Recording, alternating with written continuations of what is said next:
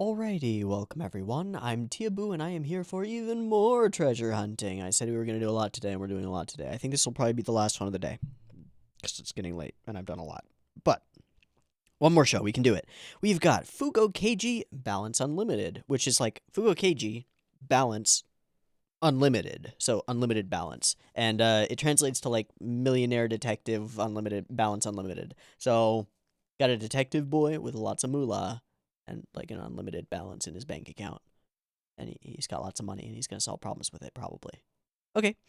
This is a show by Cloverworks. It is directed by one Tomohiko Ito, who is either famous or infamous, depending on your perspective, for being the guy who directed SAO and SAO2 and SAO Ordinal Scale, as well as writing the script for SAO Ordinal blah, blah, blah, blah, blah, blah, Ordinal Scale.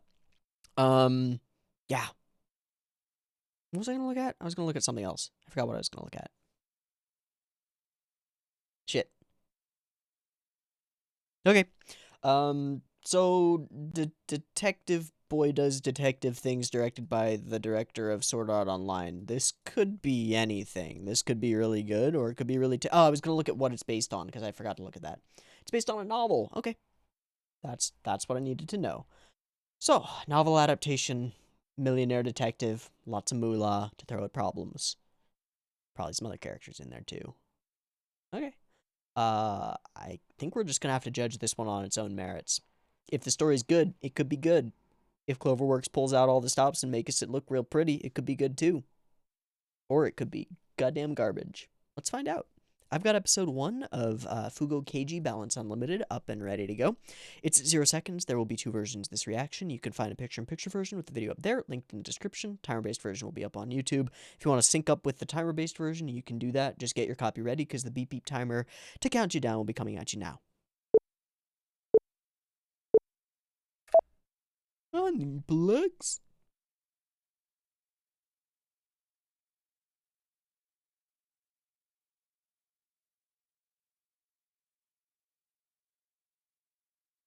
Hey, I think this is the first Noitamina block show that I've seen so far. All right, money, money, money, money, money.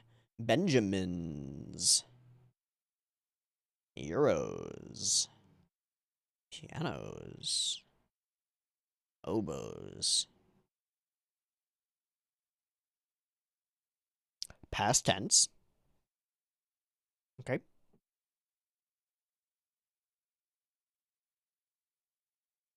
Did the Fire Nation attack? I'm sorry for making the easy joke.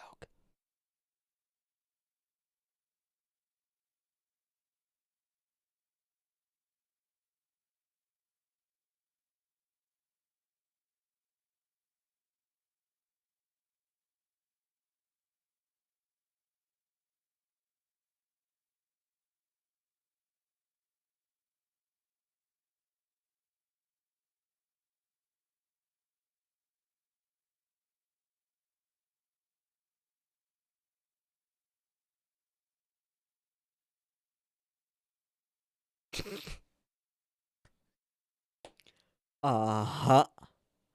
Uh-huh.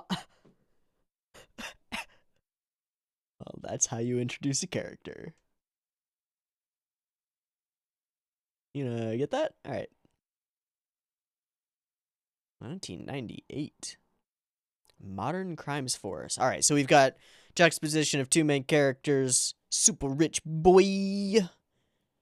Private jet. Champagne.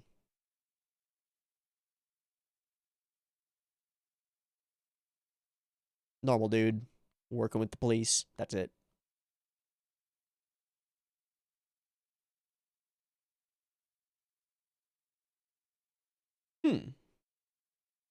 Classic car festival? Wonder if our millionaire boy has any classic cars. Expensive ones that he wants to show off. Take the girl.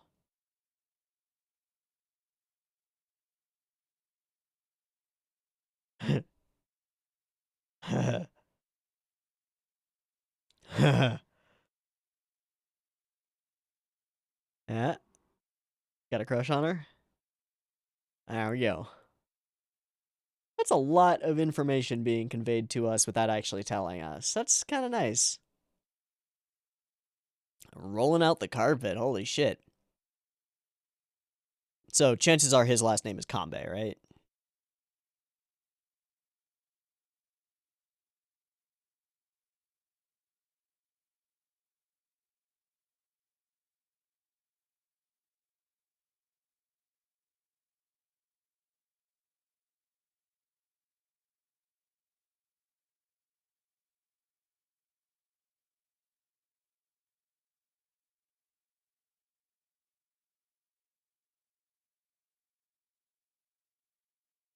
Money, money, money, money, money. And code.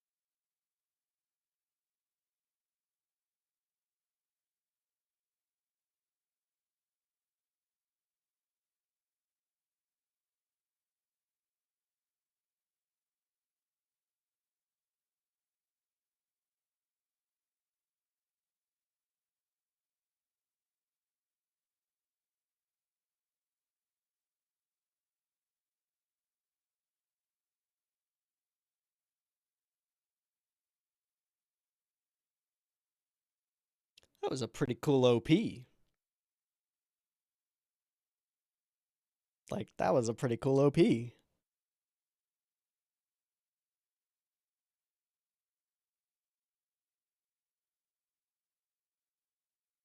Don't ask about it.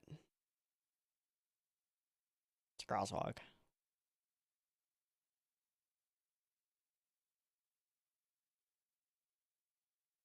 It's probably a boy.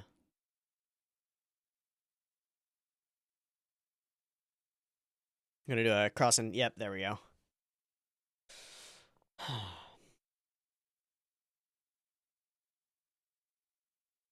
You guys casing places to rob one?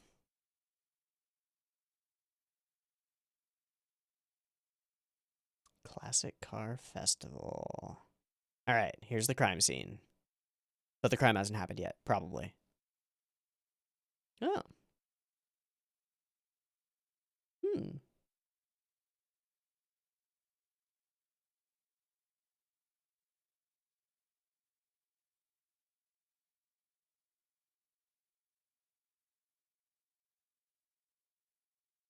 Alright, continuing to highlight the divide.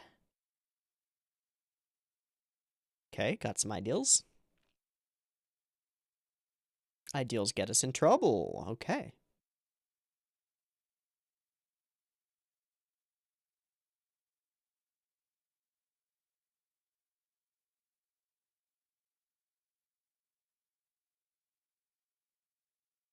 We have this too. What do you have in the bag?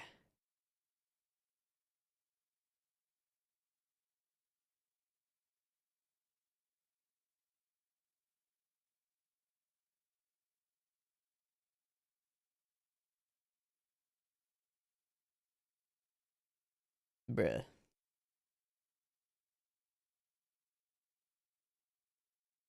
Okay. Yeah. You're not part of this force anymore. Oh, shit.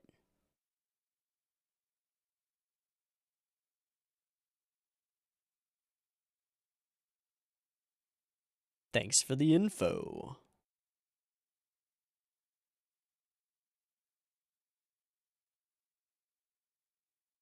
Oh. Ladies and gentlemen, we got him. Yeah, be very scared of the combat butler. Be very afraid of the old, nice-looking combat butler.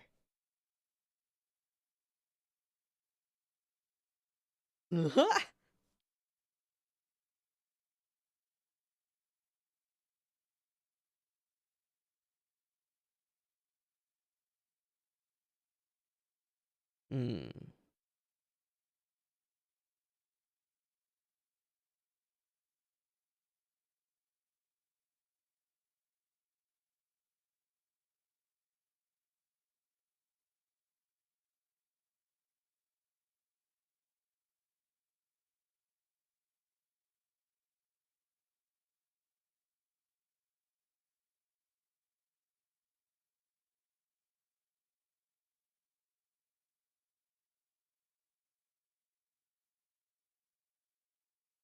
Hmm. But politics. Justice. Politics.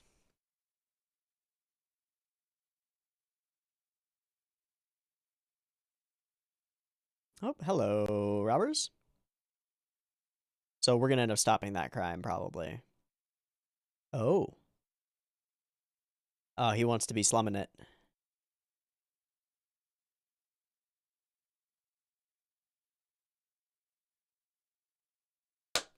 It's not that he doesn't smoke, he just doesn't smoke your weak shit. Woo!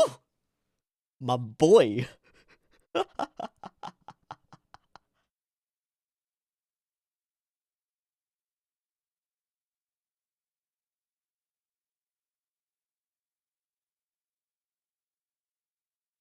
This is a bridal store. It's traceable. Yeah, it's a bridal store. Yeah. They're just real pretty.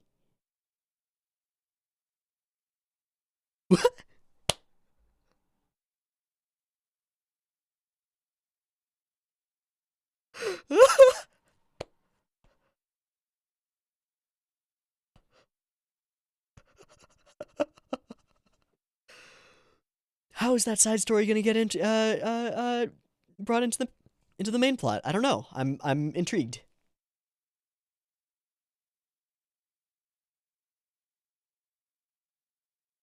Well. Okay, that's how we're going to all run into each other. Oh, he doesn't have a crush on her. He just dotes on her. Aww. Oh, that escalated very rapidly. Oh no. They drove away in the explosive getaway vehicle. Oh, we're gonna pull a comedic moment here. All right. He's fine. He's fine. No, dude, he's fine.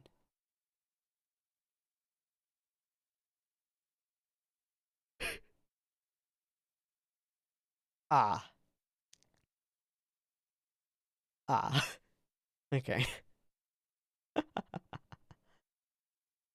That was fun. All right.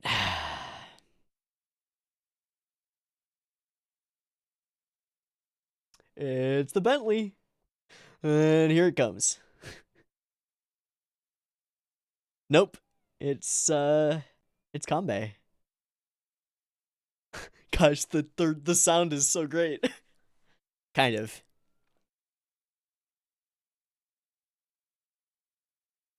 Okay. But he'll wreck his car before hitting an innocent.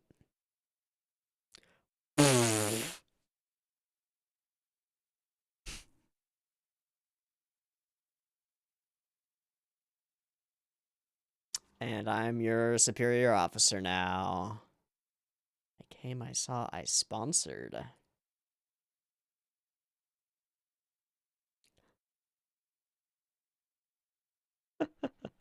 80,000 yen. Just casually eating the chocolates. That's great. They're the worst crooks. I hope they're recurring so much. Yeah, you have no idea what you're in.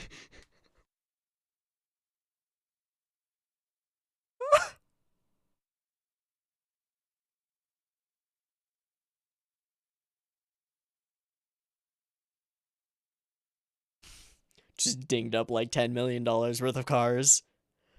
Hey, Prince, Prince. That's the prince. Of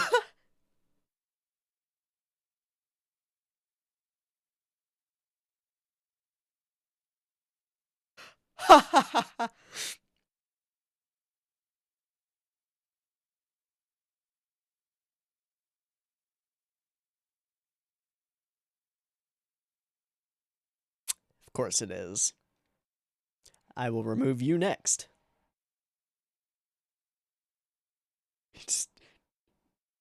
He speaks the language. Wait, what? Wait, what?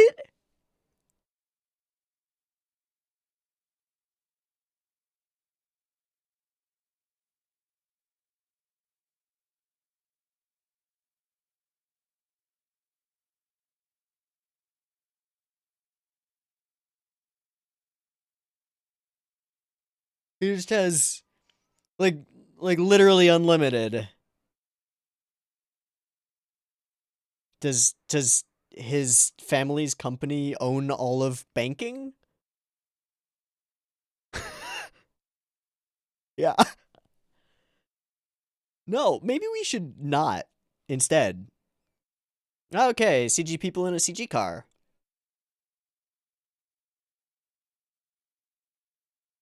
He's got a fucking Jarvis.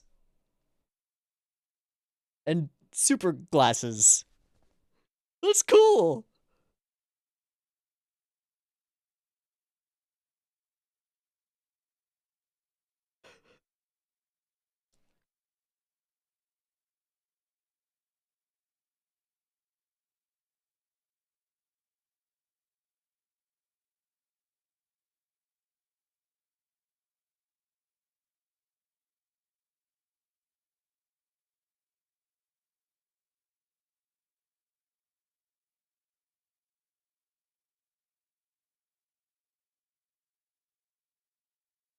Keeping track of the bomb timer.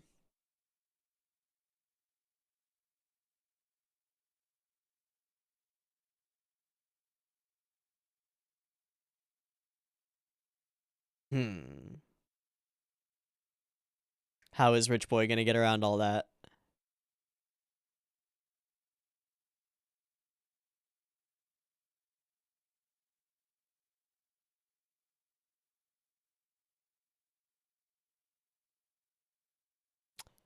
I think they're evacuating the area.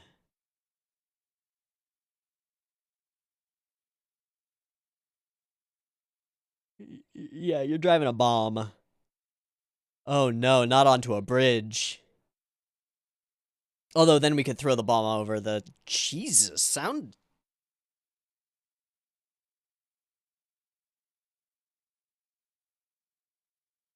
Yo, sound design. Alright, I see you. Or hear you, more accurately.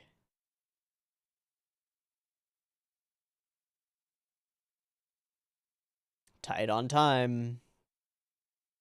You don't have time. Alright, calm, cool, collected. Going after him. Let's do it.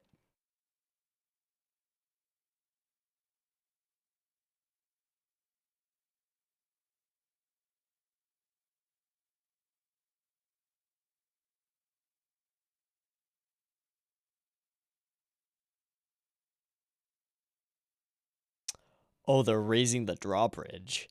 Oh my god.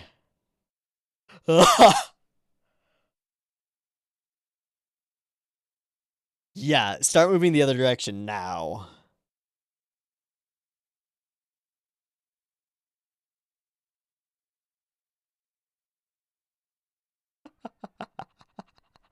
It's so old school when it hits that beat. All right.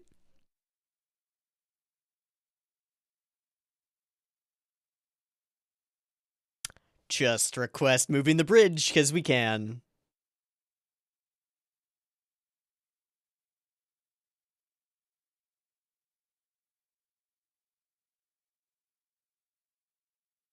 Oh wow, he is just bailing.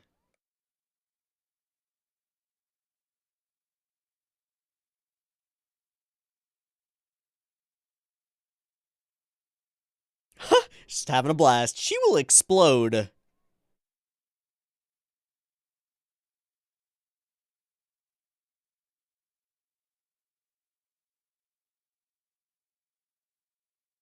All right, let's get you out of here.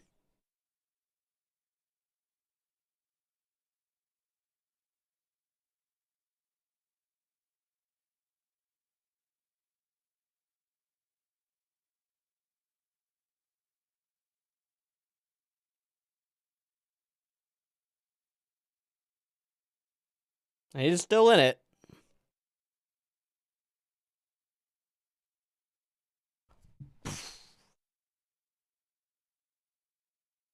All right, how did he get out?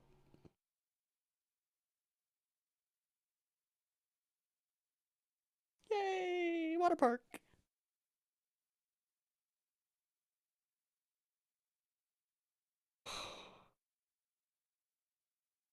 Just walk away. Fuck yeah. Yep, good. Yep. No. No. No.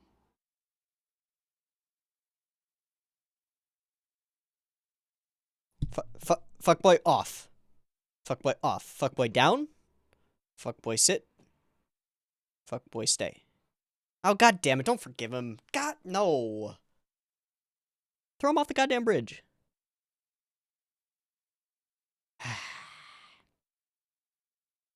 Oh, there we go. Okay.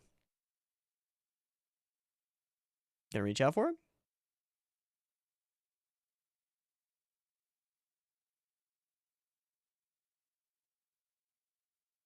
I'll take that as a no. Oh, he's gonna reach out for him. Oh, no, he's just gonna watch him fall. Fuck you. Daisuke Kanbei. Don't give a fuck. Sure, alright.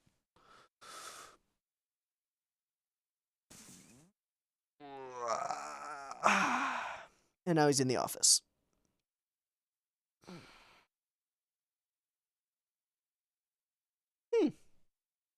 Interesting.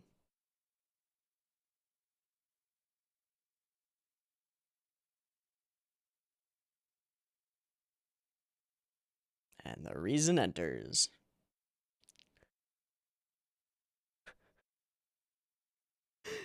The title as the musical thing. Fugou Keiji.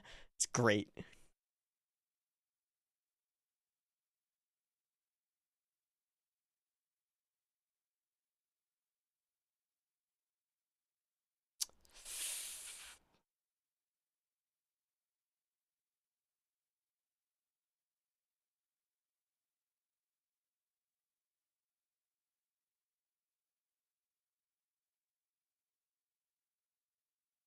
How about an infinite balance?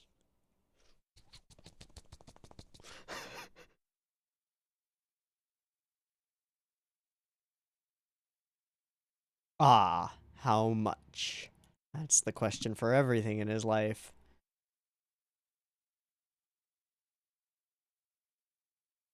Yeah, you hate it. You fucking hate it. Costs incurred. Oh, okay.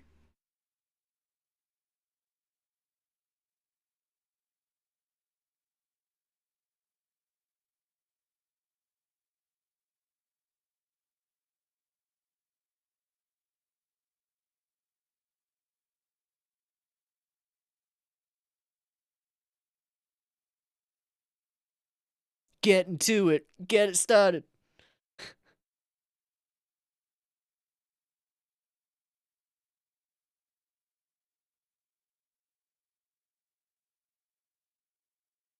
This isn't the same band as the first one. I feel like the first one was done by like a K-pop group. This one's definitely a J-pop group.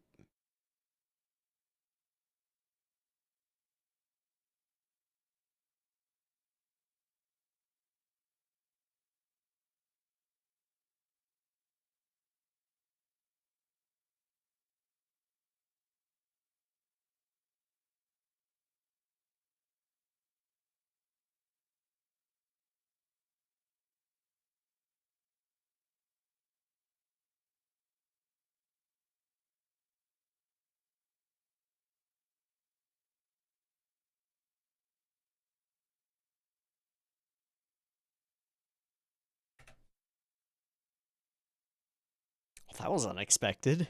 I mean, the whole thing, the whole thing was unexpected. This is good? Question mark? Yeah, yeah, this was good. Question mark? ED is awesome. OP was pretty dope.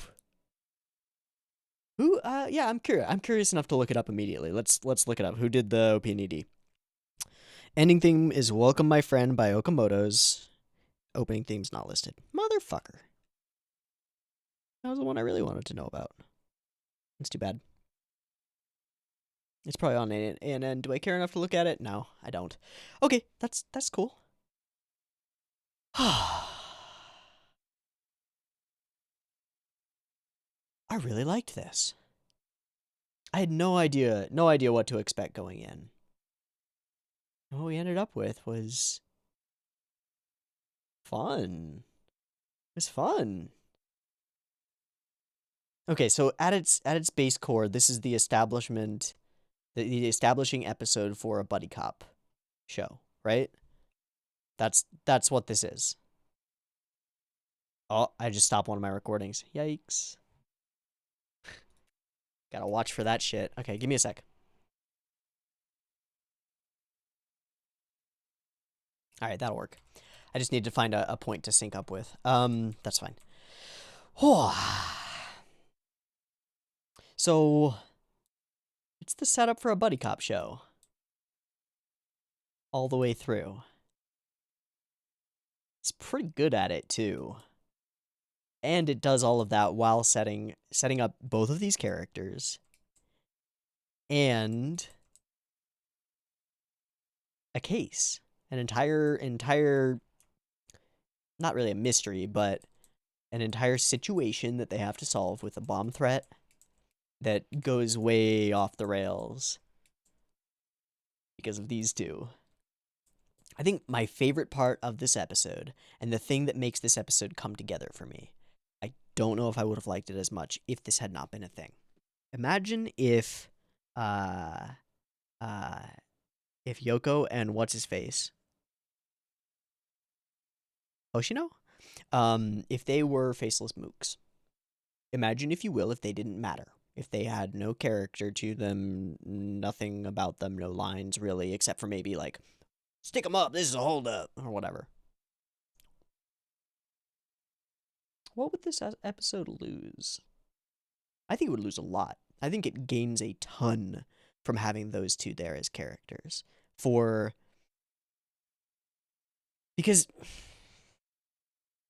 Because then we get two things. We get the thrill of the chase, but we also get the experience of the comedy of errors, and that's really lovely because we don't often get that. Like, if you've seen Names, Lockstock, Lockstock or Dags, you like Dags? Snatch, either of the name Guy Ritchie, either of those Guy Ritchie films. Those are films that I think are great. They're really lovely. They're wonderfully constructed, super intricately built, and the entirety of those films follow the same kind of format as this first episode of this show, in that we follow crooks mostly, but we also follow other people who are like ancillary to the events of the actual films. But what we follow is a bunch of essentially low-life idiots who try to do a thing and mess up a lot of times along the way, leading to an ever-increasing spiral of hilarious events. A comedy of errors. And that's like the core focus of those movies, is these stupid characters who are stupid, and the film knows it, do stupid things, which are stupid, and the film knows it, but the characters don't, because they're kind of too dumb to know that the things that they're doing are really dumb. And then they get a crazy chain of things happens. Essentially, that's what happens in this episode. We meet these two characters. We kind of immediately have a touchstone for who they are. She's got dyed hair. He's got frosted tips and piercings. They're low-level street trash, essentially. They're like they mention a syndicate. If they have any involvement with any actual organized crime, it's so far on the fringes that they're nothing. These are pachinko hall gangsters, essentially. These are ride our scooters around with the thing in the back and bells on them gangsters. They're not real gangsters. They're Yankees. They're street kids. They're punks. And they've gotten in over their heads. So now we have a motivation for them. We understand why they're doing what they're doing. And they're kind of fucking dumb. They go through like they Goldilocks 3 different jewelry stores, and the one that they land on isn't actually a jewelry store. It's a fucking chocolatier, and they were too stupid to figure it out just because there were shiny things in the window. They're dumb, but they're motivated. And more than that, over the course of the whole experience with them, we get a pretty clear picture of who each of these characters is to each other and what's going on with the dynamic between them. It becomes really clear that Hoshino, I think that's his name, he kind of sucks. He's weak and a bit of a crybaby, and like is willing to run away, and she questions his seriousness a couple of times. But she's the one carrying the gun. Like she's going through with this when it's his problem that he created, right? He's the one who got in too deep with the mob and has asked her for help, and this seems to be a common recurring theme in their relationship, that he comes asking for help and does it by essentially guilt tripping her, like, but nobody else will ever help me and I'm useless on my own, so please, you're my only hope. And that pity play works on her. And so she is kind of fed up with this, but it's so normalized that she just goes along with it. There's intricacy to the way that these two characters interact, and they kind of are like super minor comparatively in the episode. But that's great. They feel real. They feel fleshed out. They feel like people. He kind of sucks. She is way too agreeable toward him, like lets him stomp all over her, essentially. So we find ourselves kind of getting on her side in the midst of this.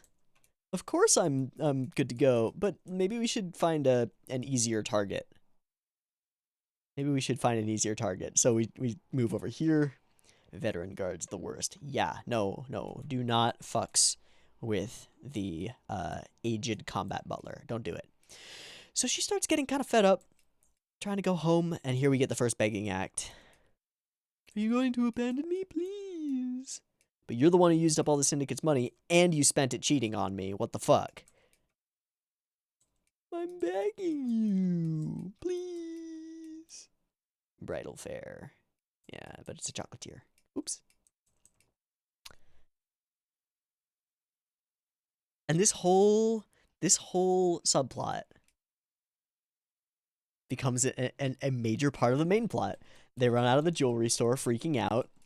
She fires her paint bullet, which we don't know is a paint bullet, and none of the cops know is a paint bullet. She fires a paint bullet, although there was a hint toward it, which was that there's a red light inside the barrel of her. Yeah, you can see it inside the barrel of her pistol. There are not bullets in there, so there's a hint that it's a paintball gun, kind of.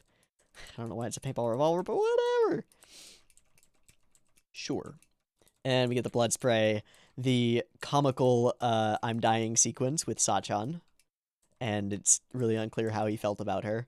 I'm actually confused by this moment in particular, like, because we get another moment with him and Sachan when he first sees her, where it almost implies like he just really cares about her, and it's like, oh, Sachan, I love you, you're my favorite. He's just like worried about her. You okay? But it's also at the same time later implying that he actually has a thing for older women, particularly Sachan. And so we do this whole sequence until it's revealed that he's faking it, which is great. But the whole subplot, we're still talking about this subplot because I don't want to circle around to the main plot yet. We continue going on conversations with them, and they keep doing little things that I love, like they're still eating the chocolates. I don't know why. I love that. I love it. It's almost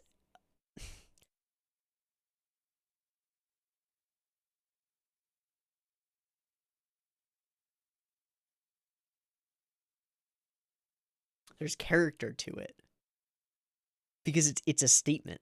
we're in this crazy mess. We don't know what we're in for. We don't understand what we've gotten ourselves into. But we've got this chocolate. We're gonna make the best of it. We're stuck here, but we're gonna make the best of it.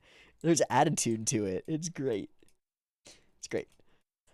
All right, and then we end up moving toward the bridge, doing the thing, talking to the prince, doing all the other stuff, blah blah blah. But we get to the point where this whole subplot actually comes to fruition and then unfruitions itself, kind of. So he starts apologizing until shit actually hits the fan, at which point he almost immediately bails and just abandons her. Because let's be real, he's a fuckboy. And it's Hiroshi, not Hoshino. Whoops. We eventually go, we save her, risk our life in the process, and fuck. It all comes to here.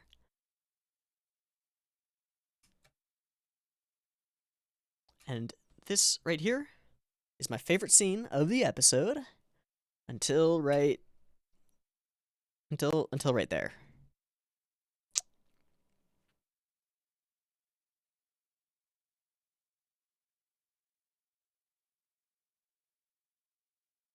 I'm a little bit confused by this decision, writing-wise. If she walks away at this moment, from my perspective as a viewer, that is victory.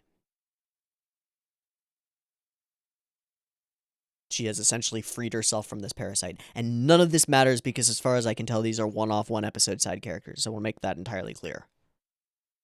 They will probably never appear again. I'd be happy if they did, but they probably will not ever appear again. If she walks away here and stops taking his shit, that is victory. Because we have watched them over the course of these little cuts interspersed. We have watched and seen the dysfunction of this relationship and how he is essentially a parasite upon her. And how she's clearly relatively competent, and when she has her mind set to something, she's able to pull it off. Like, she's the one with the gun, she's the one who put this whole thing together, she's the one who keeps going on it, perseveres. She could just walk away. There's a tragedy in this subplot in this fucking detective buddy cop show. What? What? Who does that? Nobody does that. Apparently this show does that. So give me a break. And then he hugs her, and then she eventually gives in, kind of. Fuck that. Fuck that. At the same time, the way that she gives in, it's like resignation. It's like, well, fuck. It's kind of in the same way that, like, if he were her little brother, right? And he just got up to trouble all the time, and she just kept looking out for him because that's what she's supposed to do, or she thinks she's supposed to do. That's the kind of feeling that I get from this embrace. She's like, fuck. All right, fine. I'll keep taking care of you. I'll keep wiping your stupid ass. God damn. Ugh. But we have this rather complicated subplot with these two characters who have a function in the core narrative for the episode. Certainly. They're accidentally, through a comedy of errors and coincidences, instigating a potential threat against the city, which our police boys have to stop. Without intent to do so. I'm just trying to rob a jewelry store. Easy peasy. Still illegal, but not on the level of assassinating a prince.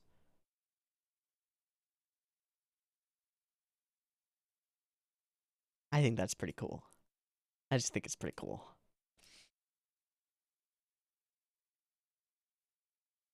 All right. Ever since a certain day, everything changed. Introduced to Richie Boy. Boom. Introduced to the divisions. Flying to Japan.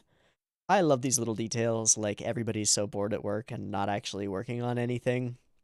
He's writing down stuff about horse races. This guy is obviously looking at porn at work. These websites and their damn dads. Yeah, I'm sure that's what it was. All right, buddy. We find out other little things, like this little moment where he's just like, nah, I can't go with you. I can't help you with this stupid duty that you have. Oh, Motoyama's gonna be there. I'll be there. On my way. little bits and pieces, and most of them are paid off, which is cool. OP is really nice. I found it bouncy. I found it cool. It's kind of groovy, kind of sexy, kind of dark and bright and contrasty and wonderful. I really like it. It's got style. Absolutely. That's one thing that you can definitely say about this show. It's got style. Very cool. All right, and then there's girl. We don't know anything about these people. That's fine. And our buddy cop is there. Boom. So, what do we need to make a good buddy cop duo? A good buddy cop dynamic? I'd say the core thing that makes or breaks a buddy cop dynamic is difference, friction. Nobody wants two buddy cops that have been on the force together for 10 years and think the same way and like finish each other's sentences and know all the same in jokes. Nobody wants that shit. Fuck off. No. Get out of here with that. No. We want conflict. We want conflict inherent in our main characters' relationships with one another. Okay, how do we do that? Well, we're going to have a major focus and like driving force of the show be Daisuke Kanbei. He is ultra rich and he seems to just on a whim want to be a policeman for a while. We don't really know why. Maybe he's got a particular motivation. Maybe there's some particular crime that he's interested in hunting down, some closed case maybe because we got that closed case file on the desk. Sure, maybe a family member of his was killed or died in mysterious circumstances and he doesn't buy that it's whatever. Okay. Or it could be on a whim. Either way, I'm totally fine with it. The character is mysterious and odd enough for this to work. Okay, how do we put somebody at odds with him? Well, what character traits does Daisuke Kanbei have? Number one on the docket, it's in the fucking title, he is rich. He is rich, so we make somebody who's not rich. Also, let me fix my hair really quick. Boop. Boop. Great. He's rich, so we need a protagonist who is not rich.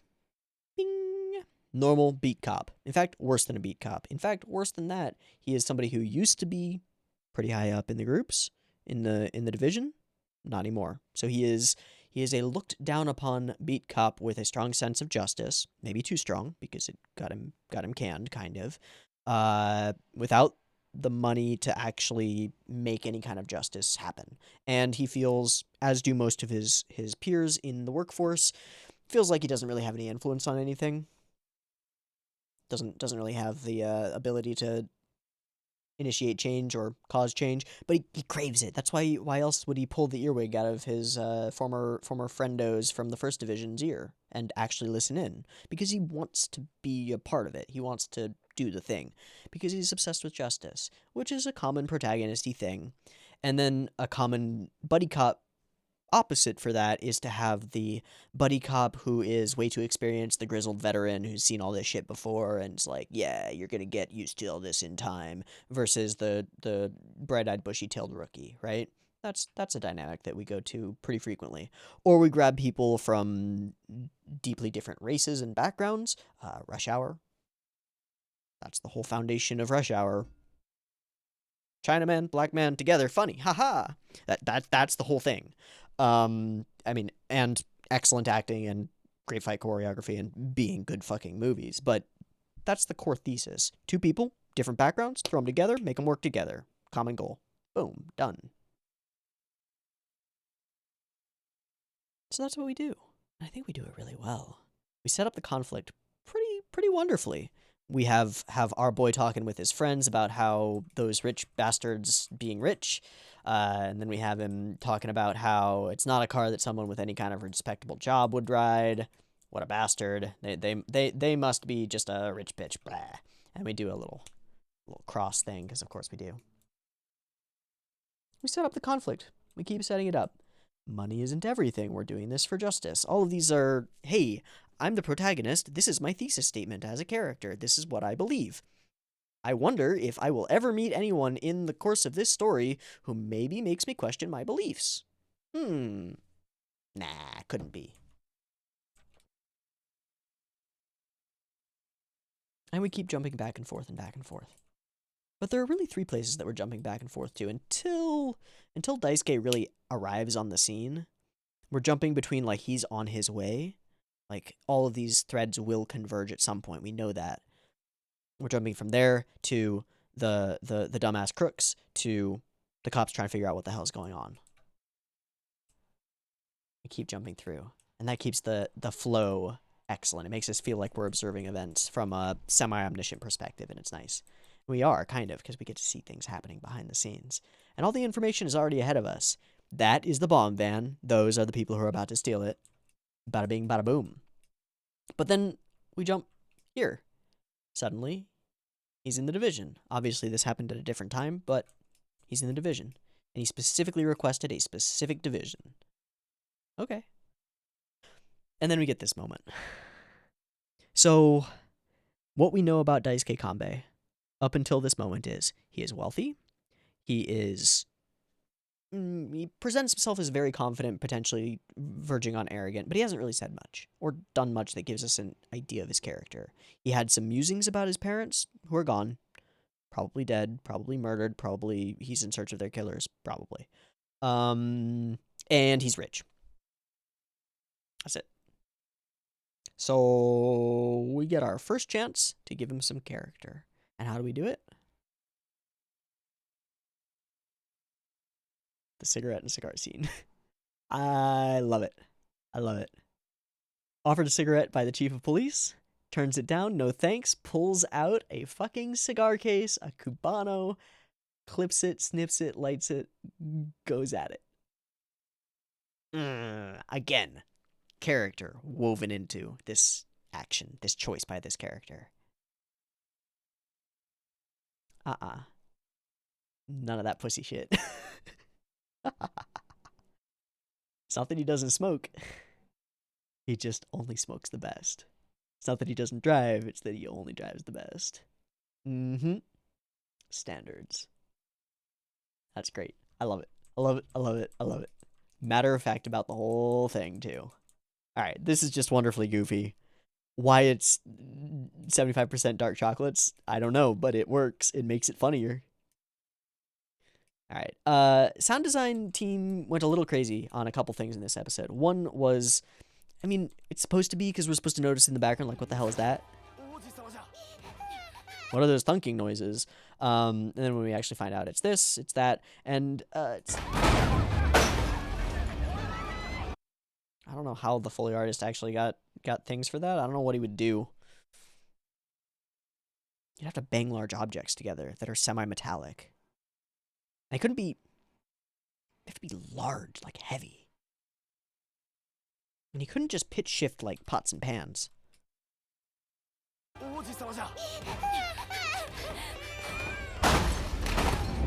And there's clinking of breaking glass in there as well. It's a mix of things, probably. Yeah, that's cool. I like thinking about that stuff. Alright, another moment of character. We know that it's Daisuke Kanbei in the car, right? At this point. Our boy stands, puts himself in harm's way in order to prevent a lady and child from being deadified. Nice job, cop boy. He's already swerving. He's not just gonna run him over. He doesn't care about the cars. He doesn't care about the vehicles that he's smushing on his way pushing through. Doesn't care at all. Dinging them all up, and he's sending them money. People, though, he does care. He swerves around them and dings his own car. Ding.